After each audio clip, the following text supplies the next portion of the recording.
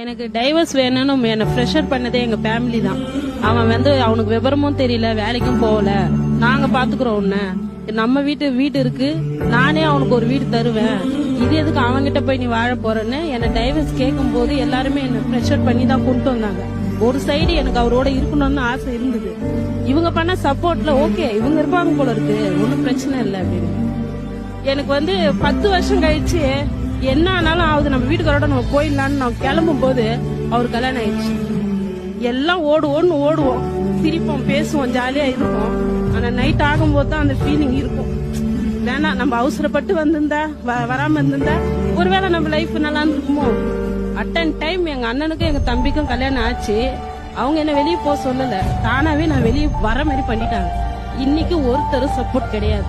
Shoe கம்பெனில work பண்றேன், சாயந்தரம் வீட்டுல பிளவுஸ் ஸ்டிச் பண்றேன். என்னோட தூக்கம் 6 மணி நேரம் தான். இயல்பான வாழ்க்கை எனக்கு இல்ல. அதெல்லாம் அந்த முடிவு எடுத்தது நீங்க தவறுன்னு தான் நினைக்கிறீங்க? டெஃபினட்டா சார். ஆனஸ்டா எங்க வீட்டுக்காரருக்கு நான் மன்னிப்பே கேட்கறேன். இந்த டெலிகாஸ்ட் ஆகணும். ஆனஸ்டா நான் மன்னிப்பே கேட்கறேன். அவரோட புரியாமைய தன்மையும், அவருக்கு ஜஸ்ட் ஒரு 6 மாசம் வேலை தான் இல்ல, எனக்கு டேலண்ட் இருக்கு, என் கையில அப்ப வேலையும் இருந்தது. இன்கேஸ் கொஞ்சம் அட்ஜஸ்ட் பண்ணி நான் கோஆபரேட் பண்ணி அவரோட நான் வாழ்ந்திருந்தா இப்ப என் வாழ்க்கை நான் நினைச்ச மாதிரி மாறலனாலும் ஓரளவுக்கு வாழ்ந்து